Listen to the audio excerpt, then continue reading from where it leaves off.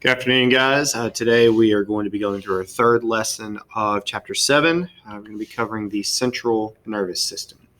Now, the central nervous system, abbreviated CNS, this develops, we're going to start with how it develops.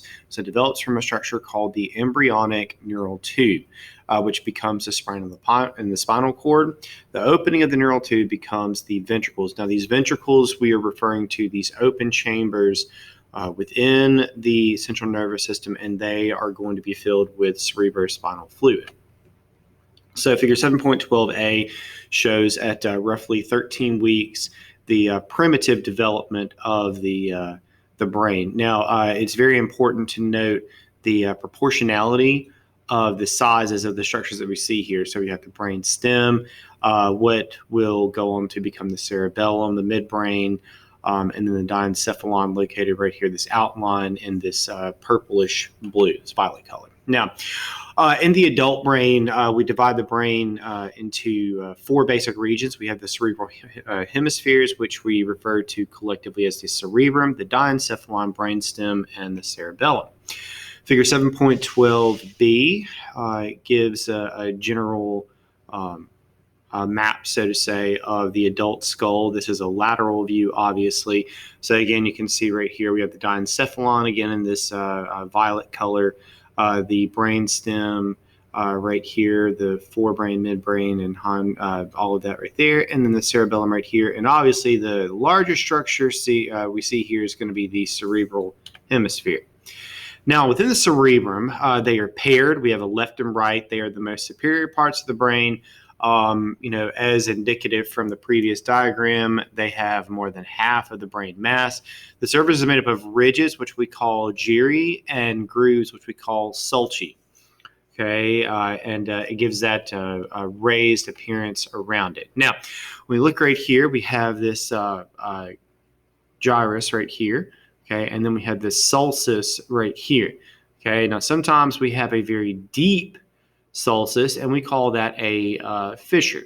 Okay, so the fissures will divide the different regions of the cerebrum. Okay, so the frontal lobe, parietal lobe, occipital lobe, and temporal lobe. So again, we see that this is very similar to what we saw with the muscular system, is that we name these structures based upon the bones that they are behind. So the frontal bone would cover the frontal lobe of the brain, the parietal bone covers the parietal, so forth and so on with the occipital lobe and the temporal lobe.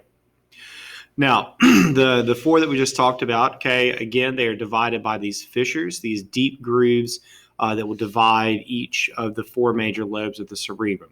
So figure 7.713b shows an actual brain, and you can see right here we have all of the vascularization of the brain as well. These blood vessels covering the outside along with the meninges. We'll get to that in just a minute as well. We can also see the brainstem and the cerebellum here as well. Now, within the cerebrum, we have some specialized areas. The first one we'll talk about is the primary somatic sensory. It receives impulses from the body's sensory receptors, so those proprioceptors that we talked about, all of that, the physical sensation of the environment, it's going to be found here, and that's in the parietal lobe. We have the primary motor area, which is going to send those impulses to the skeletal muscles, again, located in the frontal lobe. And then we have the Broca's area, which is going to be involved in our ability to speak. Now, any damage to any of these areas can subsequently cause deficits in their respective specialization. So if you have damage to the Broca's area of the brain, it could affect your ability to speak. The same with the somatic sensory, any of the specialized areas. So within the cerebrum, you can see right here, we've changed some of the coloring. We have our, right here, our Broca's area, these two gyri right here and right here, responsible for speech. Okay, language comprehension we find in a different part.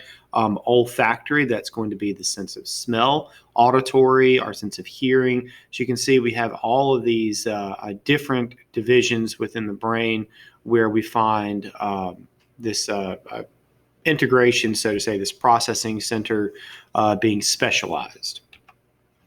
Now, figure 7.14 is one of my favorite pictures in all of science. Now, what it shows is in terms of surface area for the body, it shows the relative distribution of the nerve endings that come in.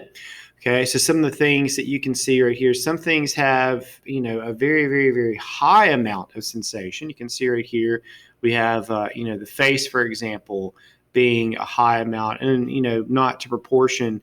But what I find interesting is looking at the proportional size of the hands and feet. So you can see we have a lot more nerve endings in the foot than we do in the entire leg. So the leg is, only this portion right here, but you can see that the feet have a much larger proportionality of nerve endings. Okay, and the same with the hands. Now, cerebral areas involved in our special senses. We have an entire chapter of special senses, chapter 8. The gustatory area, that's our taste, visual for vision, auditory for hearing, and olfaction for the sense of smell.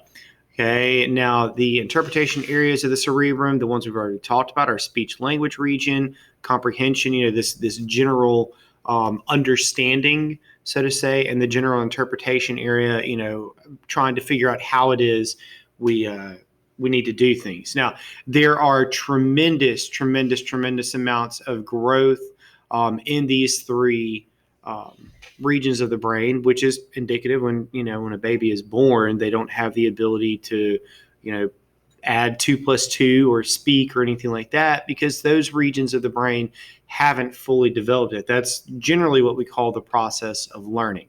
Okay, so again, we can see these right here in this kind of dotted line area. Okay, now the layers of the cerebrum. So we have the outermost layer being the gray matter. In the cerebral cortex, it's mainly going to be our neuron cell bodies, and the white matter would be our fiber tracts that go deep to the gray matter. So from the outside in, we have gray matter, then white matter. Now, with our two cerebral hemispheres, they are connected by a structure called the corpus callosum. Okay, now it's going to allow for communication between the left and right side of the brain. Okay, now within this white matter as well, we have basal nuclei, which will help to integrate and help facilitate better communication between different sides of the brain as well. Now, these different colored lines right here are going to show our communication tracks, so to say. Now, we see the corpus callosum located right here, and we see that we have quite a bit of communication occurring between one side of the brain and the other. Now, we see this crossing over right here between, what is on, this would be the left side of the body over here. Remember, we are looking at it in an anatomical position. This would be the right side, but we have a crossing over right here. Okay, so we're going to see this this same basic concept again with vision when we go through special senses in chapter 8. Okay, so we have our lateral view right here going through the major structures of the brain. You'll need this diagram in your notes. Very good, in your assignment. Very good diagram to reference in there as well. Okay, now let's talk about some of the other structures associated with the brain. So this is the first one we have is the diencephalon. Now the diencephalon sits on top of the brainstem. It's completely surrounded by the cerebral hemispheres. If you recall, we saw this outline in violet representing the diencephalon. It's made up of 3 parts: the thalamus, the hypothalamus, and the epithalamus. These are all important in hormonal regulation. We're going to talk about that in chapter 9 in the endocrine system in more detail. Okay, so again, we see the this violet outline right here of where the diencephalon is. Okay, and again, showing it in the lateral view. Okay, now within the diencephalon, you can see that its messages radiate out to the cerebral cortex. Okay, so one good example is your visual impulses, and then facilitating a proper response to that. So things like pupil dilation or constriction when exposed to light or removed from light, auditory impulses as well. So this fight or flight mechanism, so to say, this being startled, the diencephalon will help facilitate that proper response to heighten the senses, so to say.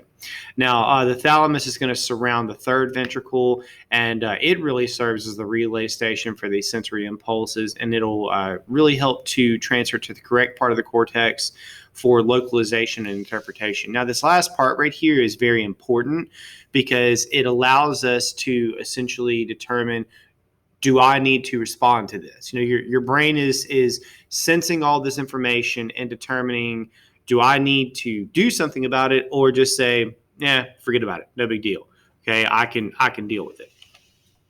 Okay, so the hypothalamus, it functions a lot with the autonomic nervous system, and it helps to regulate our body temperature, keep that homeostatic temperature, and regulate our water balance within the renal system, and helps to regulate metabolism.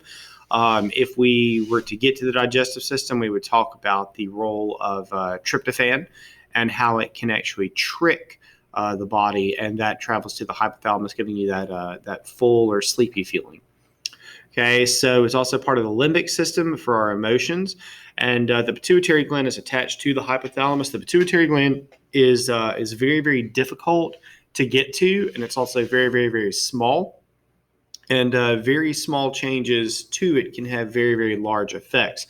Again, that's a concept that we'll talk about in Chapter 9, the endocrine system. So the epithalamus, it forms the roof of the third ventricle. It's going to house the pineal body, again, an endocrine gland. And it also includes the choroid plexus, which will form the cerebrospinal fluid. So it needs to be very well protected, very well maintained to make sure that the cerebrospinal fluid that's being produced is very pure and keeps the brain clean, gives us that cushioning that we need. Okay, so next we have the brainstem. So we have, it connects to the spinal cord. We have three regions. We have the midbrain, pons, and the medulla oblongata. And it will give us essentially a bridge between the diencephalon and the spinal cord. So you see right here, this green structure. We have the cerebral peduncle of the midbrain, the pons, the medulla oblongata right here. We can see the midbrain, so to say, will be the cerebral aqueduct. So again, we've produced our CSF, passes into the fourth ventricle, moves into the spinal cord, and also the corpora quadrigemina as well. Okay, so it's going to connect the brain to the spinal cord. So we have a lot of nerve tracts right here that are both passing into the brain and leaving the brain. Okay, so it's mostly composed of tracts of nerve fibers, like I was just saying. It has these two bulging tracts, these cerebral peduncles that I talked about, and then the corpora quadrigemina. They serve as these reflex centers for vision and hearing. So I talked a second ago about the diencephalon helping to radiate that message properly. So if you were suddenly exposed to a bright light or a loud noise, helping the body to coordinate the proper response. Now, the pons, the bulging center part of the brainstem, it's going to be highly involved in the regulation of breathing. Okay, so both resting respiratory rate and also changes in the respiratory rate in response to activity, exercise, things like that. Okay, now the medulla oblongata, it's the lowest part of the brainstem. We'll get to the spinal cord, and it contains important control centers for heart rate control, blood pressure, breathing, swallowing, and vomiting. These will allow for very rapid response. Okay, so again, it has to all kind of do with this fight or flight mechanism, this sensing a stimulus and then getting the proper physiological response as quick as possible.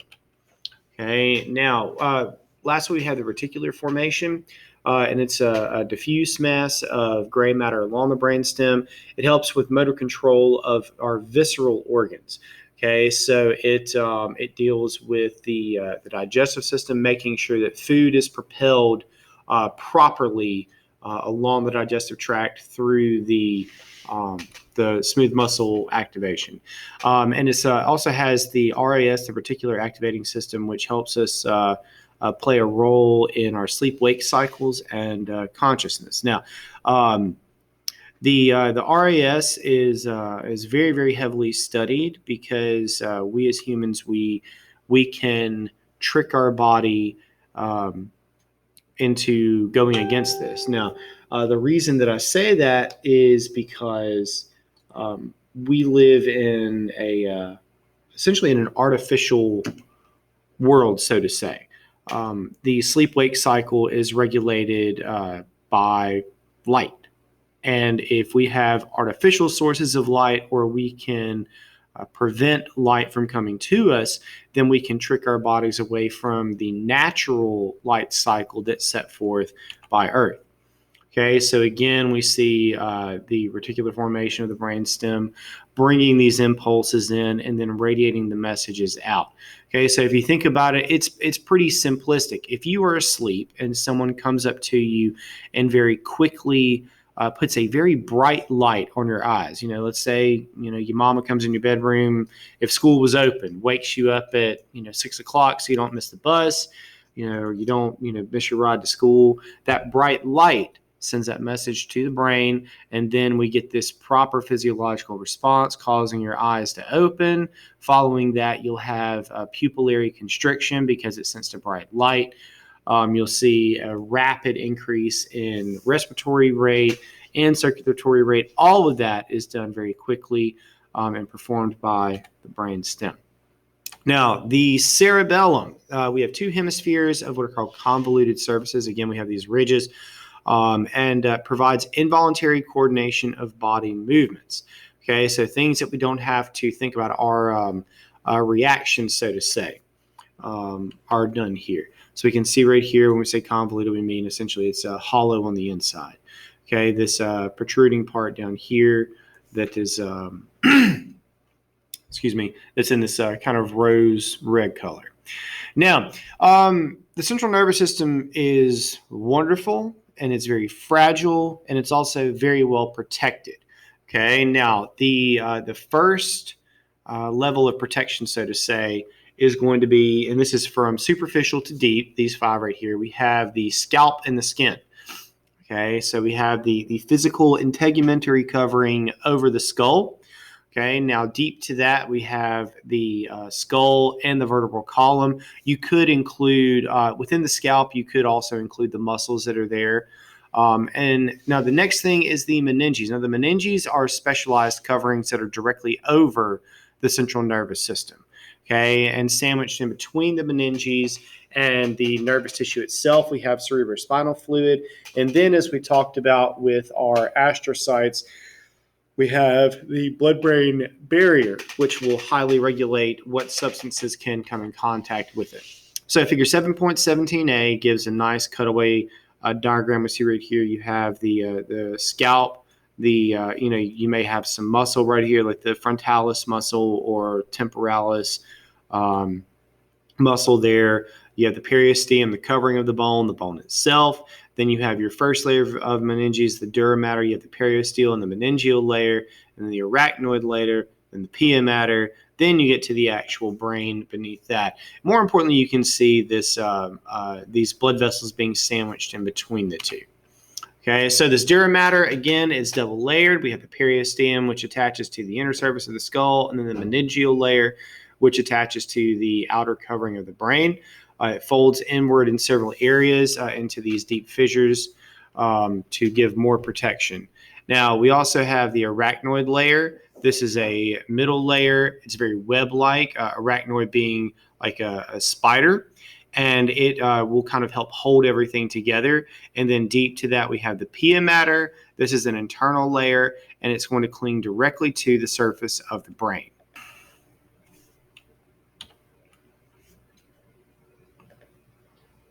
Now, in figure 7.17b, we can see that the meninges have been removed. So if you were to remove the skull, you can see the meninges appear to be this kind of whitish, the dura mater right here, kind of it's off-white color.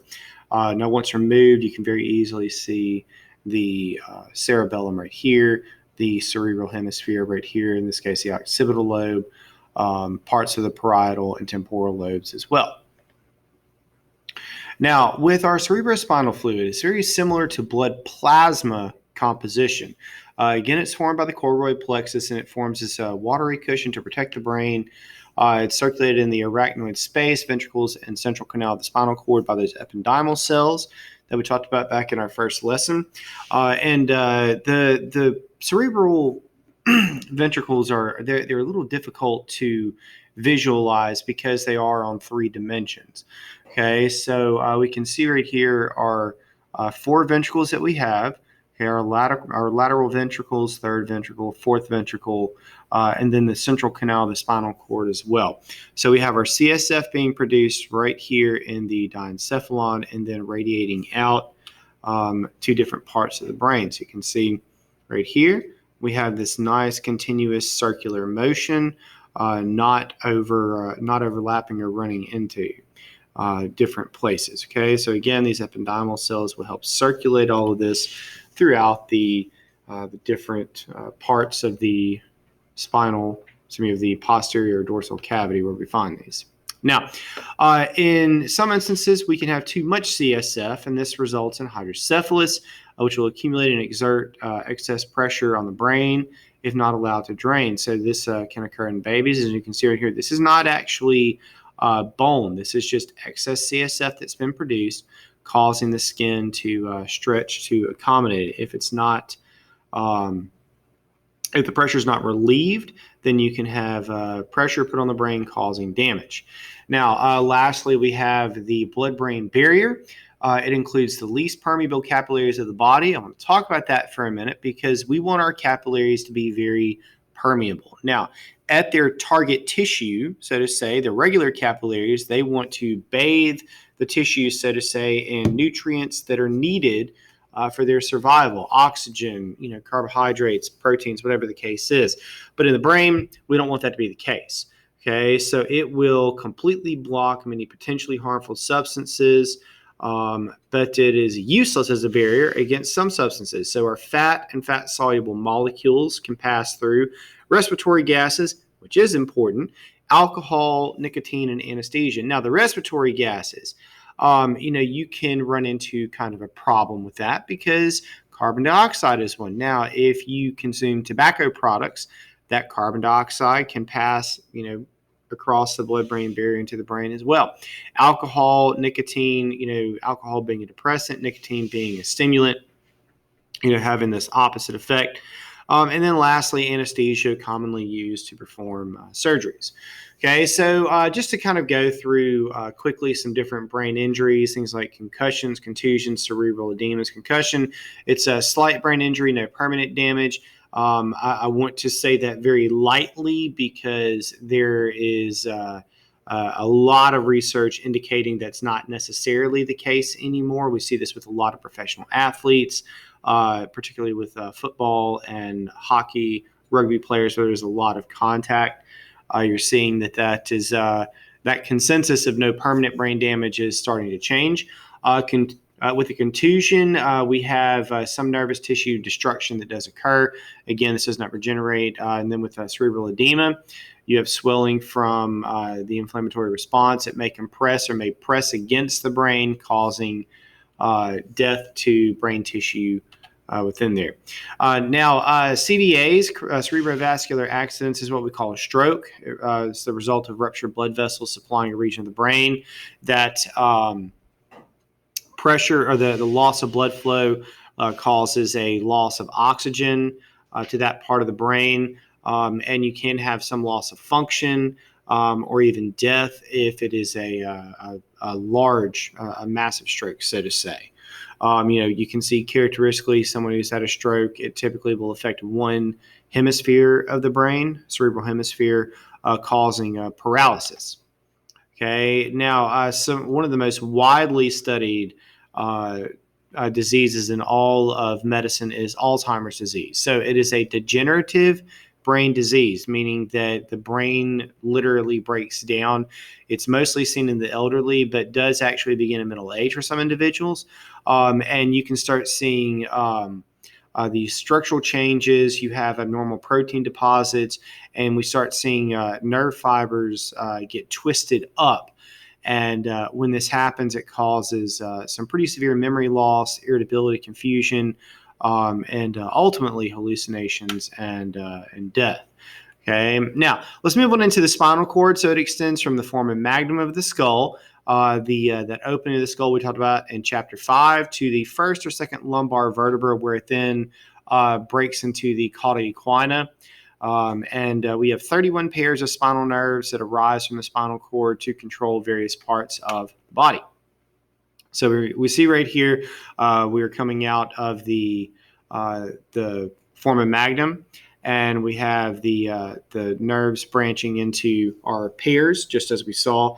We have our cervical spinal nerves, our thoracic spinal nerves, and then once we get to the lumbar, we see that we have the I'm going to say breaking down the branching into the cauda equina. Now you see right here the cervical enlargement right here, this bulging that terminates at about C8. We'll talk about that in more detail in just a second.